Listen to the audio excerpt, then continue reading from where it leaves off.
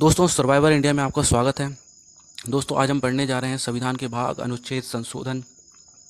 और मैं आपको जो प्रीवियस पढ़ा है दोस्तों, वो पढ़ना बहुत ज़रूरी है ताकि वहाँ से लिंक करें। जब आप पूरा पूरा एक कोर्स कवर करते हैं तब आपको फिक्र नहीं रहती कि कहाँ से क्वेश्चन आने वाले हैं, कहाँ से नहीं आने वाले हैं, एंड हर चीज़ एक दूसरे से लिंकअप होती है। एक व्यवस्थित वे पे हम पढ़ने वाले हैं। आप प्रीवियस वीडियो अगर नहीं देखें तो देखिएगा, क्वेश्चन आंसर भी मैं बीच में कराते जाऊँगा एंड मैं आपको डिवाइड करके पढ़ाऊँगा ताकि एकदम से आपका बर्डन ना पड़े। ठीक है दोस्तों, तो हम पढ़ने वाले हैं। दोस्तों, कुछ बेसिक चीज़ें जो पहले पढ़े थे वो एक बार दोहरा लीजिए क्योंकि पता होना चाहिए। तो दोस्तों, जब अभी वर्तमान में क्या है, वर्तमान में 448 अनुच्छेद है, 12 अनुसूचियाँ हैं और 25 भाग हैं। और दोस्तों, पहले जब हमने बनाया था संविधान तब 395 अनुच्छेद थे, 22 भाग थे और 8 अनुसूचियाँ थी। कंपेयर करते हैं, 395 से अनुच्छेद कितने हुए, 448, 22 भाग थे, 25 भाग हो गए, 8 अनुसूचियाँ थी तो 12 अनुसूचियाँ हो गई। ठीक है, आगे बढ़ते दोस्तों। अब दोस्तों, संविधान में कुछ संशोधन हुए हैं। संशोधन और संशोधन विधेयक में अंतर है। विधेयक दोस्तों करीब 125 आ चुके हैं, जिसमें से 103 संशोधन हमने किए हैं अपने संविधान में। तो हम पढ़ते हैं जो अभी अभी संशोधन हुए हैं, लास्ट के 4 संशोधन हम पढ़ रहे हैं, 100 से 103 जो हमने अपने संविधान में चेंजेस किए। 101वां संशोधन, सॉरी 100वां संशोधन दोस्तों भारत और बांग्लादेश के बीच भूमि सीमा समझौते से है, जिसे हम LBA लैंड बाउंड्री एग्रीमेंट से संबंधित है। दोस्तों, डी पढ़ने की जरूरत नहीं, बस इतना ध्यान रखिए कि कौन सा संशोधन किस लिए हुआ। 101वां संशोधन दोस्तों वस्तु एवं सेवा कर मतलब GST से संबंधित है। यह विधेयक 122वां था और 101 संविधान संशोधन बन के शामिल होता है। क्या दोस्तों, विधेयक बहुत सारे आते हैं, लेकिन पहले राज्यसभा या लोकसभा से किसी एक सभा से पास होता है, फिर दूसरी सभा में पास होता है, फिर राष्ट्रपति साइन करता है। तो ये तीनों प्रक्रिया जब हो जाती हैं तब वो विधेयक संशोधन बनता है, अधिनियम में कन्वर्ट होता है, अदरवाइज वो फेल हो जाता है। ठीक है। 102वां संविधान संशोधन राष्ट्रीय पिछड़ा वर्ग आयोग OBC के लिए था दोस्तों, NCBC के लिए था, को संवैधानिक दर्जा दिया गया। ठीक है। और 103वां संशोधन बहुत ही फेमस था, अभी अभी हुआ था, आप जानते हैं। ये संशोधन अधिनियम के नाम से जाना जाता है। इस अधिनियम में उच्च वर्ग के गरीब लोगों को सरकारी नौकरियों, शिक्षा क्षेत्र में 10% आरक्षण प्रदान किया जाएगा। दोस्तों, ये आप डिटेल में पढ़िएगा, जरूरी है ये। अब हम आगे बढ़ते हैं दोस्तों। भाग 1 पढ़ने वाले हैं, भाग 2 पढ़ेंगे, भाग 3 पढ़ेंगे। अभी हम 3 भाग कवर करेंगे क्योंकि एकदम से वर्डन लेना सही नहीं है, आपका माइंड पे स्लिप कर आएगा। एंड दोस्तों, 3 भाग बहुत इंपॉर्टेंट है, वो हम थोड़ा आराम से पढ़ेंगे, डिटेल वाइज पढ़ेंगे क्योंकि भाग 3 से बहुत ज़्यादा क्वेश्चन आते हैं मूल अधिकार से। तो भाग 1 संघ और उसका राज्य क्षेत्र। भाग 1 में दोस्तों 1 से 4 अनुच्छेद हैं। ठीक है। 104 अनुच्छेद में क्या क्या है उसको समझने की कोशिश करिएगा ध्यान से, क्योंकि मोस्टली ये थोड़ा सा कन्फ्यूज़न होते हैं, आपस में कन्फ्यूजिंग होते हैं। तो पहला अनुच्छेद क्या कहता है, भारत राज्यों का संघ है। मतलब भारत राज्यों का संघ मीन्स कि एक पूरा भारत है, उसके अंदर राज्य हैं, राज्य मिलकर एक संघ बनाते हैं जिसे हम भारत कहते हैं। ठीक है। अनुच्छेद किसी देश से जीते या अधिकृत किए राज्यों का प्रवेश। जैसे दोस्तों, हम किसी देश से, अगर मान लो कि किसी देश से जीत लें हिस्सा और उसे हम राज्य का दर्जा, तो अनुच्छेद 200 दे सकते हैं, और अधिकृत किए गए राज्यों का प्रवेश भी हम इसी के तहत कर सकते हैं। अब अनुच्छेद 2 का, जैसे कि मैंने बताया था, संशोधन जो होते हैं वो ABCD के तहत जुड़ते हैं, तो का को A भी बोलते हैं इंग्लिश में। अनुच्छेद 2 का या A, इसमें क्या किया था हमने, सिक्किम का संघ के साथ संयुक्त किया जाना। ये 36वां संविधान संशोधन अधिनियम 1975 की धारा 5 के द्वारा निरसित किया गया था। दोस्तों, समझ रहे हैं आप, सिक्किम को 36वें संशोधन के द्वारा हमने जोड़ा था। अनुच्छेद 3 क्या कहता है, अनुच्छेद 3 कहता है वर्तमान राज्यों के क्षेत्रों, सीमाओं व नामों में परिवर्तन। अब देखिए दोस्तों, जैसे कि आंध्र प्रदेश था ना, आंध्र प्रदेश एक पूरा राज्य था, अब उसमें मांग उठी, भाई तेलुगु अलग थे तो तेलंगाना बनाने की मांग उठ रही थी। अभी भी लगभग 15 राज्यों में मांग उठ रही है कि अलग अलग राज्य बनाए। तो अगर यदि डिवाइड होंगे वो तो ऐसे होंगे, तो एक राज्य से 2 राज्य हम इसमें बना सकते हैं, या हम किसी राज्य का नाम बदल सकते हैं, या सीमाओं में परिवर्तन कर सकते हैं, छोटा बड़ा। तो अनुच्छेद 3 हमको सीमाओं परिवर्तन देता है। 2 काम में हमने सिक्किम को हमने राज्य का दर्जा बनाया, निरसित किया, और अनुच्छेद 2 में हमने क्या करते हैं, जीते गए अधिकृत राज्यों को हम राज्य का दर्जा दे सकते हैं, स्थान को, और भारत का संघ कहा है पहले अनुच्छेद में। आई होप आपको एक्सप्लेन करने में मैं कामयाब रहा हूँगा। अनुच्छेद 4 क्या कहता है दोस्तों, पहली अनुसूची और चौथी अनुसूची के संशोधन, अनुपूरक और परिणामिक विषयों का उपबंध करने के लिए अनुच्छेद 2 अनुच्छेद 3 के अधीन बनाई गई विधियां हैं। अब ये अनुच्छेद 4 में दोस्तों अनुच्छेद 2 अनुच्छेद 3 में जो विधियां हैं उसकी अनुसूची चौथी के संशोधन कर सकते हैं। ठीक है। 2 और 3 अनुच्छेद का उपबंध भी इसमें दिया हुआ है। तो हम आगे बढ़ते हैं, भाग 2 में आने वाले दोस्तों। भाग 2 नागरिकता से संबंधित है। वैसे ज़्यादा इंपॉर्टेंट नहीं है, लोग स्किप कर देते हैं पढ़ाने में, लेकिन मैंने सोचा कि अगर बाई चांस आ जाए, क्योंकि अब लेवल टफ होता जाएगा, कंपटीशन बढ़ गया, जॉब बहुत कम निकल रही है, तो आपको कहीं भी तकलीफ ना हो, आपको बनना चाहिए। तो भाग दो 5 से 11 है अनुच्छेद है इसके अंतर्गत। अनुच्छेद 5 क्या कहता है? संविधान के प्रारंभ पर नागरिकता, मतलब जब संविधान बना 26 नवंबर 1949, जब जिसके पास नागरिकता थी इसको नागरिक होगा। अनुच्छेद 6 कहता है पाकिस्तान से भारत को प्रव्रजन करने वाले कुछ व्यक्तियों की नागरिकता के अधिकार। और अनुच्छेद 7 कहता है पाकिस्तान से प्रव्रजन करने वाले कुछ व्यक्तियों की नागरिकता के अधिकार। मतलब जो हमारे देश से पाकिस्तान चले गए हैं और जो हमारे देश में पाकिस्तान से आ गए, उनके नागरिकता के अधिकार में बताता है अनुच्छेद 6 और 7। और 5 बताता है संविधान के प्रारंभ में नागरिकता। ठीक है। और इसी के तहत कहीं ना कहीं 1955 में हम संशोधन के CANRC वगैरह ला रहे हैं। अनुच्छेद 8 भारत के बाहर रहने वाले भारतीय उद्भव के कुछ व्यक्तियों के नागरिकता के अधिकार बताएं, जैसे अपना बोलते हैं ना भारत के बाहर NRI वगैरह। तो ये अनुच्छेद 8 में इसका वर्णन है। अनुच्छेद 9 क्या कहता है? विदेश राज्य के नागरिकता स्वेच्छा से अर्जित करने वाले व्यक्तियों का नागरिक ना होना। अगर दोस्तों हमारे राज्य में ब्रिटिश का कॉन्सेप्ट है, ब्रिटेन का, कि यदि हम किसी दूसरे देश की नागरिकता लेते हैं तो स्वतः अपने ही आप ऑटोमेटिकली हमारे देश की नागरिकता, भारत की नागरिकता समाप्त हो जाती है। तो ये अनुच्छेद 9 बताता है। अनुच्छेद 10 क्या बोलता है? नागरिकता के अधिकारों का बना रहना। अब ये बताता है कि किस किस तरीके से नागरिकता का अधिकार बना रहता है, उसकी प्रक्रिया वगैरह। अनुच्छेद 11 क्या बताता है दोस्तों? संसद द्वारा नागरिकता के अधिकार का विधि द्वारा विनियमन किया जाना। अब संसद द्वारा नागरिकता के अधिकारों का हम कानून के द्वारा विनियमन कैसे करेंगे, संचालन कैसे करेंगे, वो अनुच्छेद 11 हमें बतलाता है। तो ये भाग 2 भी खत्म हुआ दोस्तों। भाग 2 और भाग 1 बहुत ही छोटे थे, लेकिन पढ़ना जरूरी मेरे ख्याल से कि कुछ भी छोड़ना सही नहीं है। तो मैं आपको एक बार तो कम से कम पढ़ाऊंगा, आपको जो इंपॉर्टेंट लगे आप स्क्रीनशॉट ले सकते हैं। अब मैं ये भी बताते यार, नोट करिएगा कौन से भाग का अनुच्छेद कहाँ से कहाँ तक है। इससे क्या रहता है, एग्जाम में मान लो याद नहीं भी है तो हम कहीं ना कहीं क्लिक कर सकते हैं और एनालिसिस करके आंसर लगा सकते हैं। ठीक है। तो भाग 3 कहाँ से कहाँ तक है? भाग 3 है 12 से 35 तक। भाग 2 कहाँ से कहाँ तक है? भाग 2 है आपका 5 से 11 तक। भाग 1 कहाँ तक? अनुच्छेद 1 से अनुच्छेद 4 तक। ठीक है, याद रखिएगा। तो अनुच्छेद 12 में दोस्तों परिभाषा दी गई है। परिभाषा क्या दी गई है? अनुच्छेद 12 के अनुसार, परिभाषा के अनुसार शब्द राज्य का अर्थ संघ एवं राज्य सरकार, संसद एवं राज्य के क्षेत्र में भारत सरकार के नियंत्रण में दर्शाता है। मतलब संघ और राज्य सरकारें, संसद, राज्य विधायिका, सभी स्थानीय अन्य अधिकारियों को भारत के क्षेत्र में या भारत सरकार के नियंत्रण में दर्शाता है। ओवरऑल जो है संसद, राज्य, लोकसभा वगैरह वगैरह जो भी हमारे देश के अंतर्गत वो हमारे अंदर है।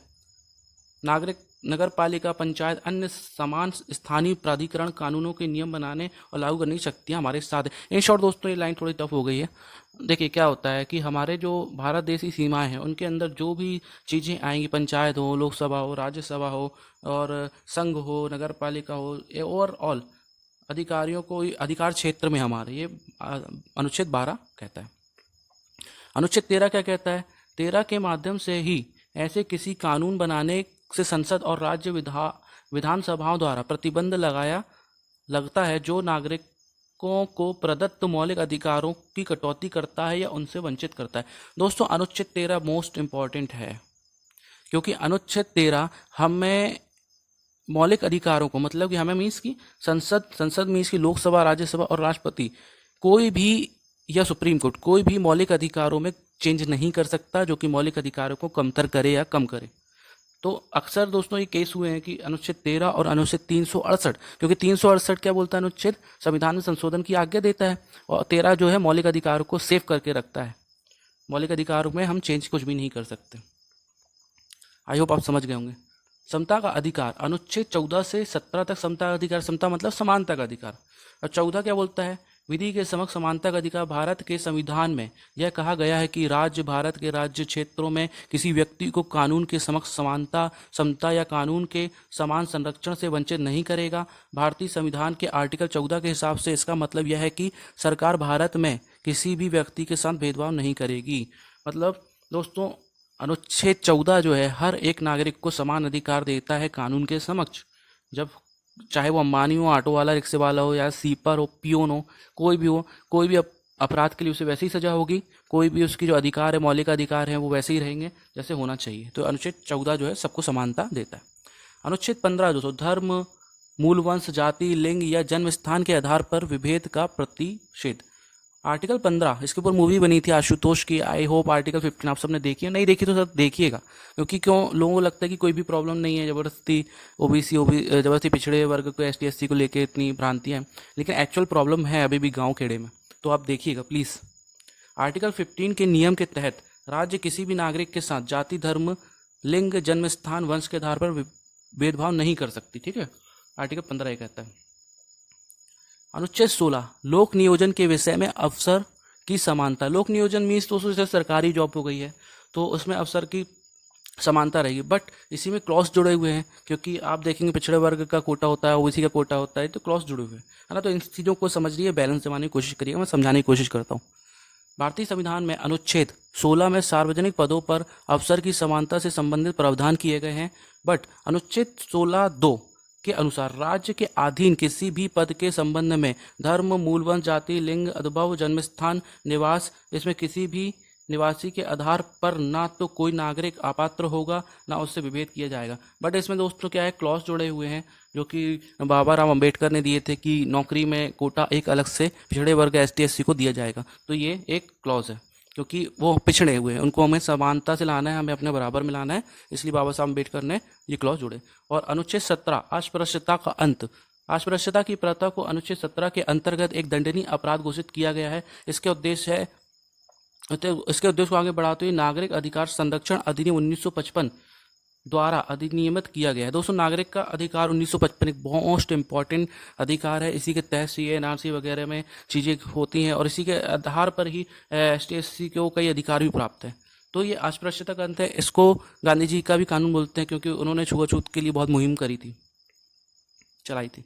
अनुच्छेद 18 अब क्या बोलता है दोस्तों, राज्य को सैन्य शैक्षणिक विशिष्टता को छोड़कर किसी को भी कोई पदवी देने से रोकता है तथा कोई भी भारतीय नागरिक किसी भी विदेशी राज्य से कोई पदवी स्वीकार नहीं कर सकता। इस प्रकार भारतीय कालीन उपाधियों और अंग्रेजों द्वारा प्रदान की गई और अभिजात्य उपाधियों को समाप्त कर दिया गया है। दोस्तों जैसे कि मान लो कि केसरी हिंद गांधी जी नहीं लौटाते और ये अनुच्छेद बन गया था, तो वो अपने आप ही केसरी हिंद की उपाधि खत्म हो जाती। जैसे कि आज पद्मश्री या हमें मिलता है पद्म विभूषण या कोई भारत रत्न अवार्ड मिलता है, तो हम अपने नाम के आगे ये नहीं लिख सकते कि पद्मश्री आबिद अली या पद्मश्री XYZ, ये क्या हो जाएगा, एक उपाधि हो जाएगी, उपाधि लेने से निषेध है अनुच्छेद 18 में। अब दोस्तों अनुच्छेद 19 से 22 स्वतंत्रता का अधिकार बताया गया है, इसको हम आगे पढ़ेंगे। 1922 अनुच्छेद, ये दोस्तों बहुत ही ज़्यादा इंपॉर्टेंट है, समझ लीजिए ये वीडियो का सार इसी में है, इसी से भक्कम क्वेश्चन आते हैं और हर एग्ज़ाम, किसी भी एग्ज़ाम के आप प्रीवियस पेपर को उठा के देख लीजिए, इससे क्वेश्चन आ ही आए हूँ, क्योंकि एग्जामिनर जानना चाहता है कि आपको अपने मौलिक अधिकार के बारे में जानकारी है कि नहीं। दोस्तों अमेरिका में एक बच्चे तक को अपना मौलिक अधिकार पता होता है, अपन को भी होना चाहिए, तो उसको ध्यान से सुनिएगा, एग्जाम प्रोस्पेक्टस से भी और दोस्तों आपकी ज़िंदगी के हिसाब से भी आपको पता होना चाहिए। अनुच्छेद 19 वाक स्वतंत्रता विषय कुछ अधिकारों का संरक्षण। वाक स्वतंत्रता, बोलने की आज़ादी वगैरह, किसी सूचना या विचार को बोलकर, लिखकर, किसी भी अन्य रूप से बिना किसी रोक टोक के अभिव्यक्त करने की स्वतंत्रता अभिव्यक्ति की स्वतंत्रता फ्रीडम ऑफ एक्सप्रेशन कहलाती है दोस्तों। अतः अभिव्यक्ति की स्वतंत्रता ही हमेशा कुछ ना कुछ सीमा अवश्य होती है, भारत के संविधान के अनुच्छेद 19(1) के तहत सभी को अभिव्यक्ति की स्वतंत्रता दी गई है। और दोस्तों एक बात और जोड़ना चाहता हूँ, 19(2) में इसकी सीमाएं भी बताई गई हैं कि किस हद तक, और अनुच्छेद 19 के तहत ही दोस्तों प्रेस को, मीडिया को बोलने की, न्यूज़ देने की, बताने की स्वतंत्रता है। इसके बारे में हम आगे भी पढ़ेंगे, छोड़ेंगे नहीं उसको।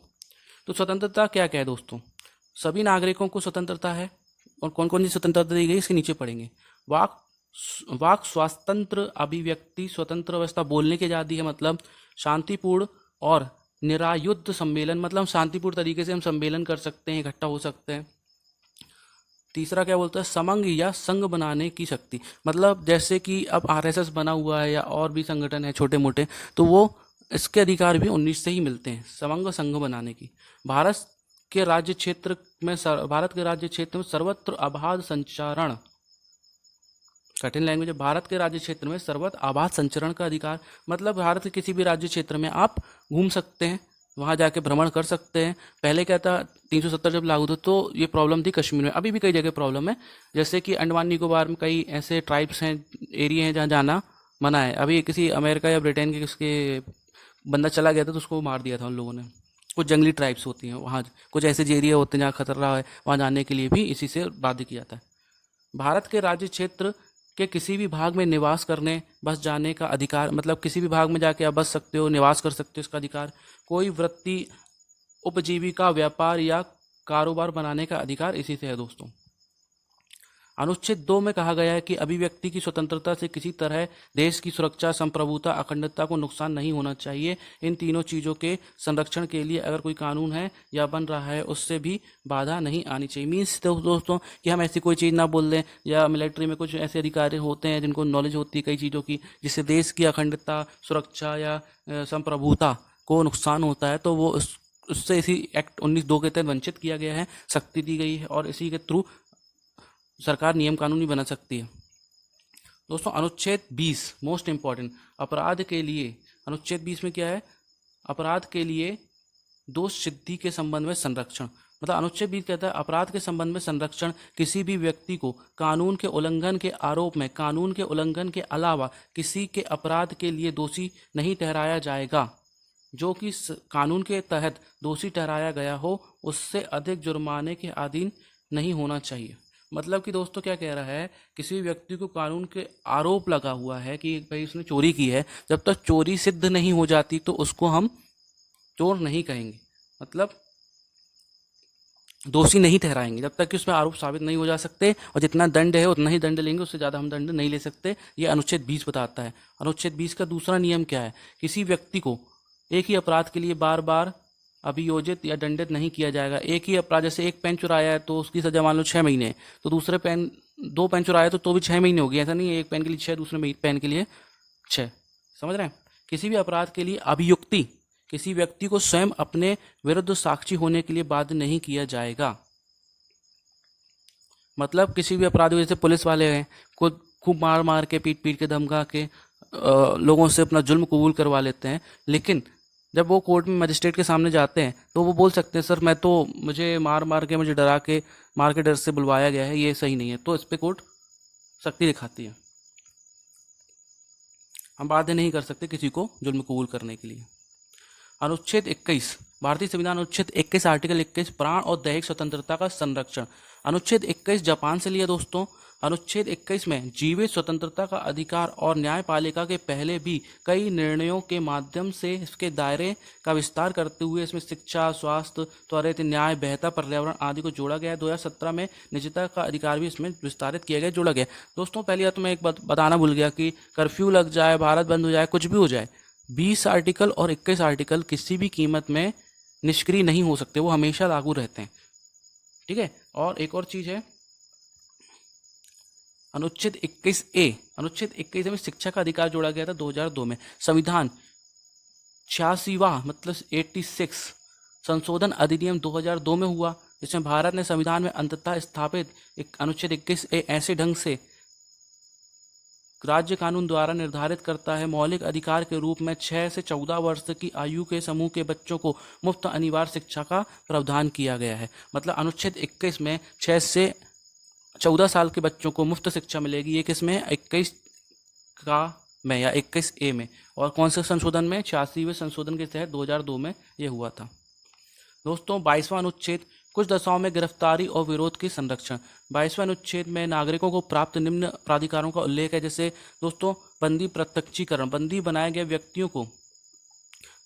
व्यक्तियों को उसके बंदी बनाए जाने के कारणों का जानना का अधिकार अनुच्छेद 22 में। मीन्स की दोस्तों यदि किसी को पुलिस पकड़ने आई है तो अपन बोलते हैं ना, मूवी देखते हैं कि वारंट है क्या, तो मतलब वारंट का मीन्स ये है कि हमको उसकी जानकारी होनी चाहिए किस अपराध के लिए आप पकड़ने आए हो। बिना वारंट के पुलिस किसी के घर में दबिश नहीं दे सकती, ये सब आपको पता होना चाहिए। दूसरा क्या कहता है, बनाए गए व्यक्ति को वकील से सलाह लेने तथा अपने बचाव के लिए प्रबंध करने का अधिकार अनुच्छेद 22(1) में। ये सब जरूरी दोस्तों, ऊपर वाले ना करे कंडीशन आए तो आपको पता है तो आप आर्ग्यू कर सकते हैं पुलिस से, तो आपको वकील लेने का अधिकार कानून देता है अनुच्छेद 22(1) के तहत। बंदी व्यक्ति को 24 घंटे के भीतर निकटतम मजिस्ट्रेट के समक्ष प्रस्तुत करना आवश्यक होगा। गिरफ्तारी के स्थान से मजिस्ट्रेट के न्यायालय तक यात्रा के समय को छोड़कर मजिस्ट्रेट की अनुमति के बिना किसी को भी 24 घंटे से अधिक समय तक बंदी बनाए नहीं रखा जा सकता, अनुच्छेद 22(2) कहता है। मीन्स की दोस्तों देखिए 24 घंटे के अंदर तक मजिस्ट्रेट को दिखाना पड़ेगा कि पुलिस ने क्यों किसी को पकड़ा है। ये कानूनी अधिकार है। लेकिन इसमें एक कमी है कि ट्रैवलिंग का समय जो है वो 24 घंटे में नहीं जोड़ा जाएगा, तो इसी समय पे पुलिस खेल खेल जाती है। अनुच्छेद 23 और 24 शोषण के विरुद्ध अधिकार। अनुच्छेद 23 मानव के दुर्व्यवहार और बालाश्रम का प्रतिषेध अनुच्छेद है। मीन्स की दोस्तों, मानव का दुर्व्यवहार और बालाश्रम मीन्स की हो गया मानव, जैसे कि इसी में तस्करी भी आती है, जैसे कि ह्यूमन बॉडी को काट कर किडनी को बेच देते, निकाल कर आंखें बेच देते, तो ये मानव तस्करी निषेध भी अनुच्छेद 23 में आएगी। और बालाश्रम की किसी को जबरदस्ती पकड़ के हम श्रम नहीं करवा सकते कि काम कर, ठीक है। अनुच्छेद 24 कहता है कारखानों आदि में बालकों के नियोजन का प्रतिषेध। मतलब कारखानों या कोई ऐसी जगह दोस्तों जहाँ पर रिस्क है, खतरा है, माइंस वगैरह में, वहाँ हम काम नहीं करा सकते बालकों से। बालकों मतलब माइनर। अनुच्छेद 25-28 धर्म की स्वतंत्रता का अधिकार है। 25 से 28 तक धर्म की स्वतंत्रता का अधिकार है दोस्तों, मतलब जो धर्म वाले क्लॉज हैं 25 से 28 तक है। अनुच्छेद 25 अंतःकरण की ओर धर्म के अबाध रूप से मानना, आचरण तथा प्रचार करने की स्वतंत्रता। इट मीन्स कि हम किसी धर्म को मान सकते हैं। अनुच्छेद 25 बोलता है हम उस धर्म को प्रचार कर सकते हैं, उस धर्म का उल्लेख कर सकते हैं, ठीक है। ये सब हमें आज्ञा, यह सब हमें अनुच्छेद 25 के तहत ये सब हमें पावर मिलती है। अनुच्छेद 26 धार्मिक कार्यों के प्रबंध की स्वतंत्रता। मीन्स कि आप धार्मिक कार्य कर रहे हो तो उसको लेके मैनेजमेंट के जो भी कार्य हैं आप कर सकते हो, उसमें कोई दिक्कत नहीं है। अनुच्छेद 27 किसी विशिष्ट धर्म की अभिवृद्धि के लिए करों के संदान के बारे में स्वतंत्रता। मतलब कि आपको जैसे बोलते हैं ना, जो भी दोस्तों अपने देश में धार्मिक संस्थान है, एरिया है, उसमें कर नहीं लगते, उसकी स्वतंत्रता है विशिष्ट धर्म को, ठीक है। अनुच्छेद 28 शिक्षा संस्थानों में धार्मिक शिक्षा या धार्मिक उपासना की उपस्थिति होने के बारे में स्वतंत्रता। दोस्तों ने कोविड कॉन्वेंट स्कूल वगैरह देखे होंगे, क्रिश्चियन स्कूल हैं, बहुत सारे इंग्लिश मीडियम स्कूल्स हैं, तो वहाँ पर आप देखेंगे प्रेयर होती है उनकी खुद की। और ऐसे जैसे मुस्लिम्स हैं या सरस्वती स्कूल है, वहाँ स्कूल में दोस्तों वंदनाएं होती हैं, प्रेयर्स होती हैं, उनके हिसाब से पूजा पाठ होती है। तो कुछ ऐसी चीज़ें हैं जैसे मदरसा हो गए या मुस्लिम्स रिलेटेड अंजुमन स्कूल्स हो गए, तो वहाँ पर भी उनका अपना कलमे पढ़ते हैं वो, तो ये स्वतंत्रता मिलती है अनुच्छेद 28 से। तो धर्म से रिलेटेड अनुच्छेद है 25 से 28, याद रखिएगा। अब संस्कृति शिक्षा संबंधी अधिकार, संस्कृति और शिक्षा संबंधी अधिकार अनुच्छेद 29 से 30 में। अनुच्छेद 29 कहता है अल्पसंख्यक वर्गों के हितों का संरक्षण। सरकार अल्पसंख्यक जो है देश के, उनके हितों का संरक्षण करेगी, उनके कल्याण के कार्य करेगी, अनुच्छेद 29 में, ठीक है। अनुच्छेद 30 कहता है शिक्षा संस्थानों की स्थापना प्रशासन करने का अल्पसंख्यक वर्गों का अधिकार। मतलब अल्पसंख्यकों के लिए शिक्षा की पर्याप्त व्यवस्था गवर्नमेंट कराएगी, उनको प्रोत्साहन देगी, उनको आगे बढ़ाएगी, उनको अपने बराबर हक देगी। अनुच्छेद 31 भी दोस्तों जोड़ा गया इसी में, संपत्ति का अनिवार्य अर्जन। 44वें संविधान संशोधन अधिनियम 1978 की धारा 6 द्वारा निश्चित किया गया है, ठीक है। संपत्ति का अधिकार जो अलग किया गया था दोस्तों, वो पहले अनुच्छेद 31 में था, इसको 44वें संशोधन द्वारा 1978 में धारा 6 द्वारा निश्चित किया गया है, हटाया गया है। कुछ विधियां प्रवृत्ति, दोस्तों ये इंपॉर्टेंट नहीं है, आप स्क्रीनशॉट लेके एक बार पढ़ लो, बाई चांस अगर आ गया तो बनना चाहिए, मैं एक बार पढ़ देता हूँ। अनुच्छेद 31 का सीधा सीधा पढ़ रहा हूँ, उसको समझाऊंगा नहीं, इंपॉर्टेंट नहीं है। अनुच्छेद 31 का संपदाओं आदि के अर्जन के लिए उपबंध करने वाली निधियों की व्याप्ति।